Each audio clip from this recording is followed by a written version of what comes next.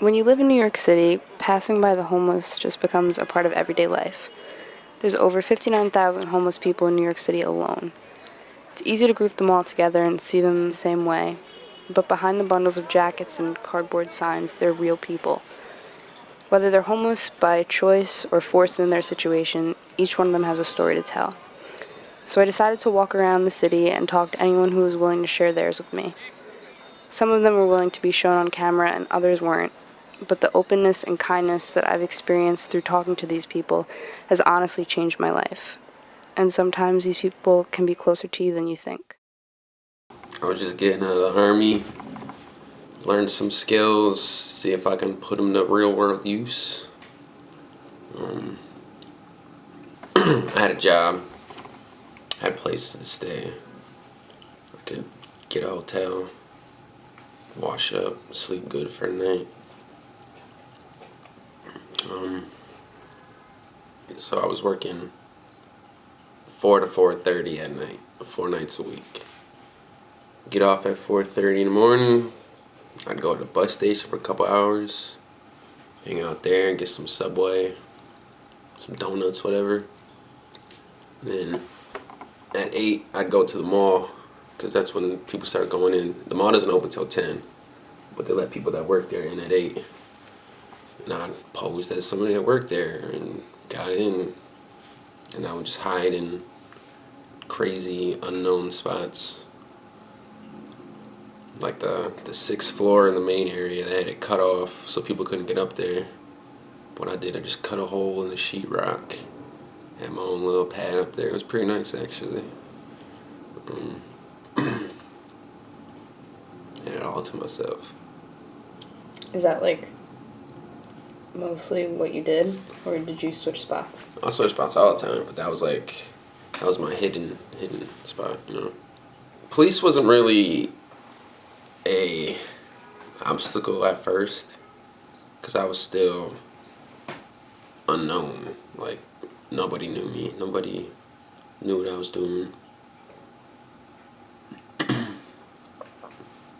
But as the summer went on, there was a lot of sightings of a white kid with a black and yellow backpack in places that he wasn't supposed to be. I was on other people's property a lot, trying to see what I can find and anything worth anything. Or sometimes I would just sleep in their house. While they were there? While they were there, sometimes, yeah. How'd you get away with that? Getting lucky, I guess. One time this guy found me in his garage. And he had a nice comfy chair too. I was just knocked out sleeping in it. Next thing I hear a bunch of commotion. And what happened? Did he let you off, or you just ran? I just ran. Well, not many people were catching me back then. I was running a lot. Just got out the Army. We ran 3 times a week. Like, distances too, so I wasn't even worried about anybody catching me. And how did it affect you as a person? It definitely changed the way I think about certain things or attack different situations. Some of the people I met, though, were like in it for years. And I could see how it was affecting them. I don't think I could have did it for a prolonged period of time without losing my mind. And what about people that you were close to? How much did you keep in contact with them, and how much did they know about what was going on? I didn't tell many people what I was doing. Kept it very vague. Anybody ask questions, yeah, I'm doing fine, just working.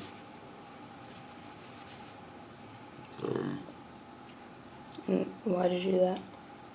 Because I don't want people knowing. Yeah, but why? Well, if I told my mom, then she wouldn't stop worrying. She worries if I go out at night. Like, she knows, I guess she knows me. Like, I can be pretty sporadic with my attitudes, I guess.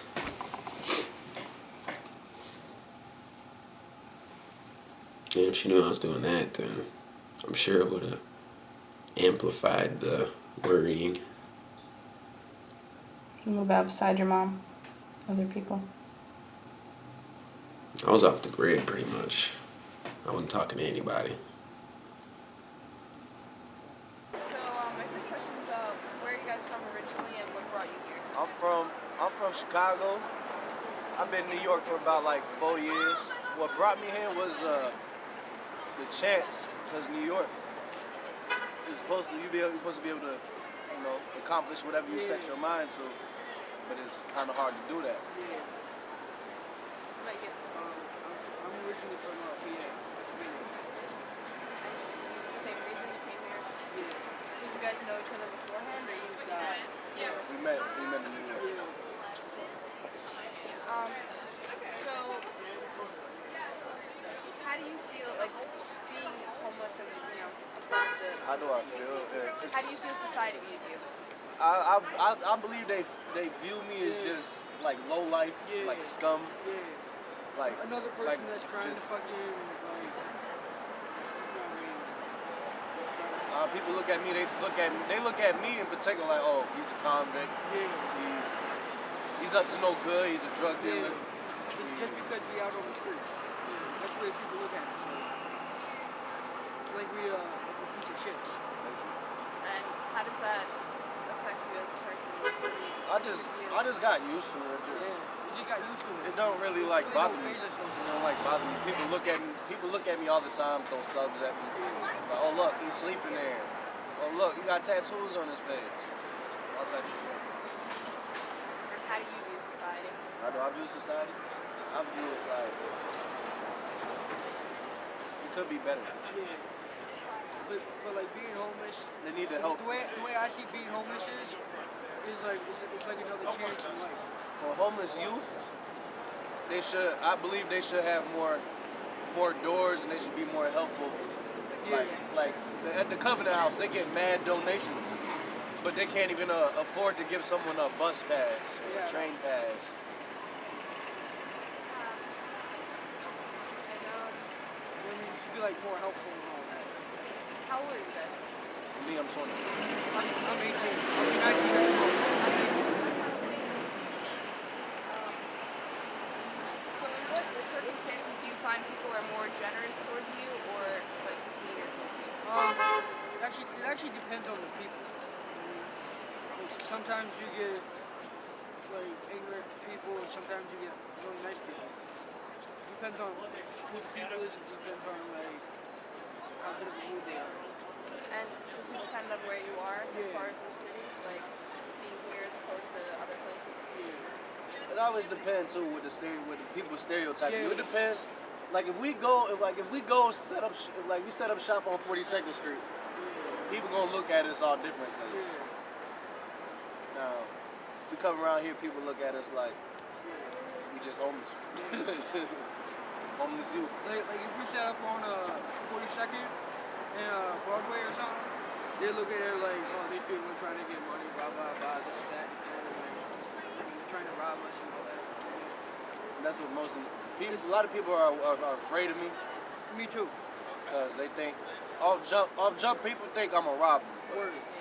Like I'll just be by myself and everything, walking on 42nd Street or Broadway.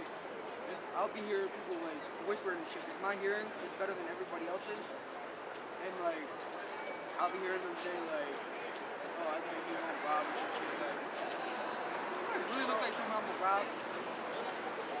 So you're stereotyping. Yeah. And so what's like been the nicest thing you've ever experienced, and what's like been the shittiest as far as Most people and nicest thing I experienced being homeless. like most generous thing or any? Most generous thing. food. The food. Yeah. That's the most generous thing, the food. Clothing. Yeah, people say like happy holidays and shit. Yeah, like people that. say happy holidays because Christmas is just like another day to us. Yeah.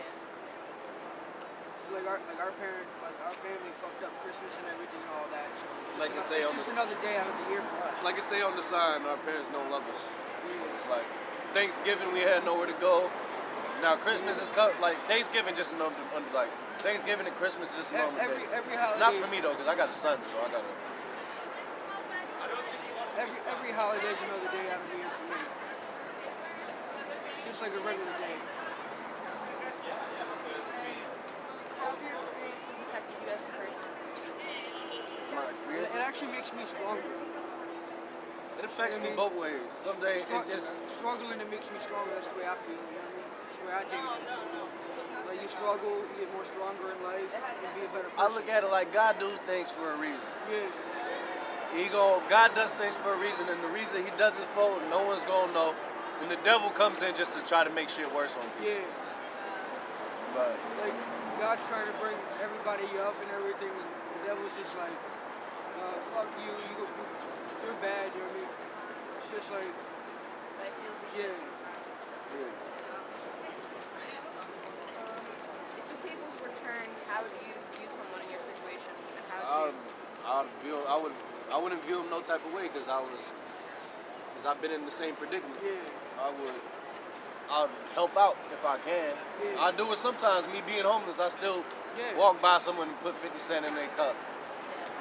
But If I have it, you know what I mean, I do the same thing. But if I don't have it, I'd be like, sorry, dude, sorry, I don't have it. If I have it, I would give it. You know what I mean? Something like that. To be like courteous and shit like that. So. Like some people be walking past here and everything, walk past and don't even say nothing. You know what I mean? Just ignorant.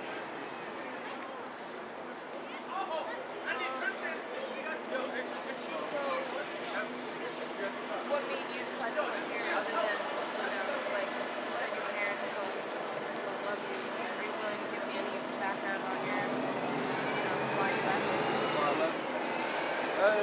Chicago is pretty cold, so I'd rather be homeless in New York than Chicago. Basically the same thing for PA because PA is actually, you know what I mean, it gets real cold, and we'll plus people out in PA, they're all assholes. And how long have you guys been I've been doing this about like a year or two. I've been homeless since I was 15 years old. Well, sorry, 15 and a half. That's when my mom kicked me out. Well, during the holidays, like I've been doing this now since June, and I noticed like the holiday season from like Thanksgiving, Halloween, Thanksgiving, and towards Christmas, they're really generous, you know, financially, and like I get food. That's the first thing I ask for is food. I don't know if you heard what I said, but I ask for food first. If you don't want to give me money or whatever, I gladly accept money, but my main concern is food to feed my kids. I've had people take me off the train and take me to food shopping. That's so took me to Rite Aid and bought. It was my daughter's birthday, and I didn't know what I was gonna do. She took me to Rite Aid. She bought me happy birthday balloons. She bought me. I had to go straight home. She bought me an ice cream cake. You know, she went shopping. She spent $100, and then she didn't want to buy just for my daughter's birthday. It was Ashley's birthday, but she bought for Cody and Alexis also. So it's like they all got something, you know, and that was really good, you know. And it's like there's times where like now with you guys, I start talking to people and they just touch me and I start crying. So it's like they're more generous if I cry. And I don't want to, you know. You know, you're not trying to. Yeah, exactly. It just comes. And I choose to live my life how I've always lived my life. I like to look nice. I like to have nice things. And when my husband was alive, he made sure I had nice things. So it's like now I'm living with a Louis Vuitton bag that the zipper don't work. This bag is like 3 years old. The zip is broken. Yeah, I got a Louis Vuitton bag and I'm homeless, but the zipper don't work. You know, it's like I have my medicine, I have my gloves, I have all my medicine. You know, my needles, my vials, my gloves, everything. You know, it's like I have to take my medicine. I have to do what I have to do. Of course. You know, And that's really, it's really powerful to see you doing that, because it's like you're fighting, you know? You're not giving up. exactly. That's really, Yeah. And it's like I got 3 kids and I'm gonna have a grandbaby soon. And if I try to kill myself, you know, I miss my husband. I didn't have a Christmas tree last year because my husband died December 16th. So my kids were denied Christmas last year. All the money for Christmas went to his funeral. So this year, Christmas, we're gonna have a tree, I'm gonna cook, and I'm gonna get what I could get for them. That's amazing. And what else, what else can I do? that's all you can do. I mean, even if they each get one gift, it's something, because I know exactly when I got sick. My husband was an IV drug user, and he's like, I was sick and I used somebody's needle. Oh my God. That was a big bang. Once that happened, I said, go get tested. Within 6 months, he was positive. And that's when I was already pregnant. As soon as people hear HIV, it's like their eyes go like this, they back away. And hey, I could be in a crowded train, but you know what? As soon as I say what I say, everybody moves away and I got the whole space to myself and I love it. Stereotype is my life. It is. They act like shit. You know what? I could be shittier. I try not to be rude on the train, but sometimes people gotta be put in their place. You know, because basically that's all I do every day. Every penny I get, I save to a hotel. Like, if people want to buy and give me food, because I don't want to use that money. I want to get a hotel as many nights as possible, you know? To get in that bed, to be safe. Yeah. You know, I got stopped a couple weeks ago. In the middle of the night, 3 o'clock in the morning, I'm sleeping, and 4 guys come and start stopping me. You know, and I get up and I got one, I knocked one out, I threw him head first into the glass. He hit this glass so hard, he knocked out completely. The second guy, I broke his jaw, and the third and fourth guy had me in a chokehold, and I was just about to go out, and a passerby, I'm sorry, I was trying to be crazy. A passerby saw what was going on, called 911, told them what was going on, they came out and helped me because I was almost out, you know. And the cops came, and the cops had gotten to know me here. So the call went out to one cop. Homeless guy sleeping on 42 and Lex, because they knew it was me. I got 8 cop cars that responded, and they beat the shit out of these guys.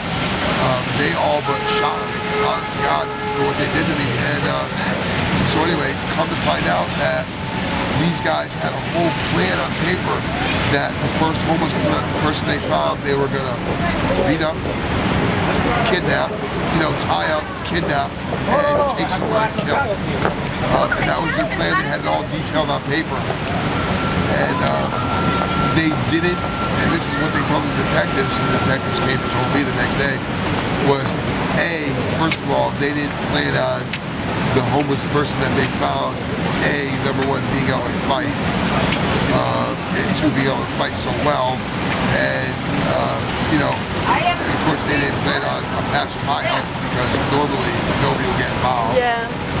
So those 3 things foiled their plans, and now they're fucked. They're getting charged with kidnapping, attempted murder, all this crazy stuff. There's my buddy. Oh, did you bring me flowers? Yeah. A cigarette? Yes, please. What'd you go to see flowers?